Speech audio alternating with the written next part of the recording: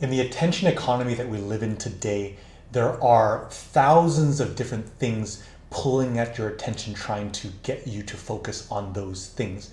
And what that does is it drains your dopamine because you are actually doom scrolling on social media, or you're getting a bunch of advertisements, and you're also just scatterbrained in your mind. And it's because you're placing your attention on all of these things. Now, I've struggled with this for a long time in my life, having a dopamine addiction, and I didn't even realize it. And what that took shape as was listening to podcasts constantly, always having music in the background, scrolling social media, and what I thought was productive and learning at some point became debilitating because my mind was never shut off, and I always kept myself in a constant state of distraction. But in the background, my mind was still jittery and moving around in all different places. Now, one thing that I only started doing in the more recent months was meditating.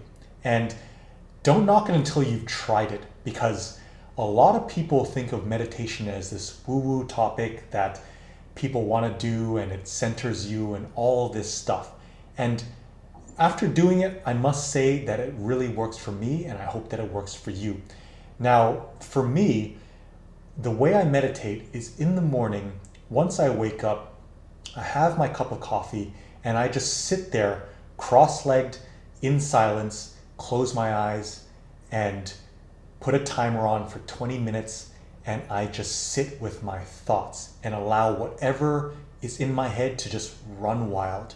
And as Naval Ravikant calls it, the monkey brain, you'll realize if you've never meditated and that you constantly have hypervigilance and you're constantly in a heightened state of awareness and your brain is constantly on overdrive, is that you begin to see it for what it is. That's what it does, is you step back and step outside of yourself and watch your thoughts and emotions, and you just let them play out.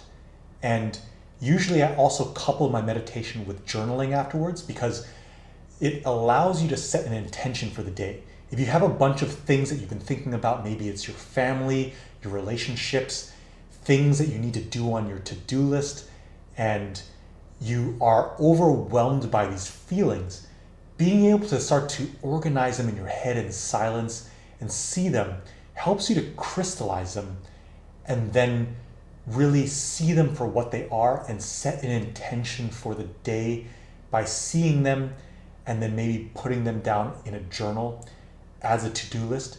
So once you start your day, you can hit the ground running. And that has been something that has worked for me for what I've used meditation for.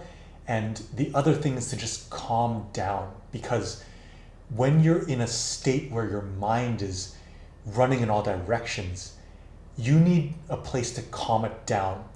And if what you're doing, like I used to do, was run towards distraction, that only makes your brain more active, and you're actually kind of having this feeling of multitasking, because you're thinking all these things in your mind that you want to do or that you're thinking and that you're struggling with, and then you're also distracting yourself with either social media, entertainment, with your work, so you're not fully present in the moment.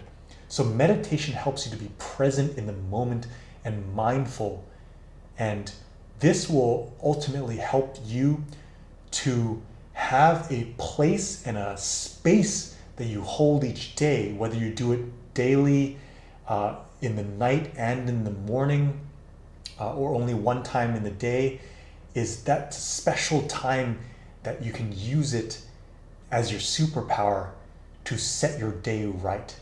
So I hope this helps you. My name is Dexter. I'm a mindset coach. I talk about decision-making frameworks, self-awareness, and living a purpose-driven life. And have a wonderful day. Bye-bye.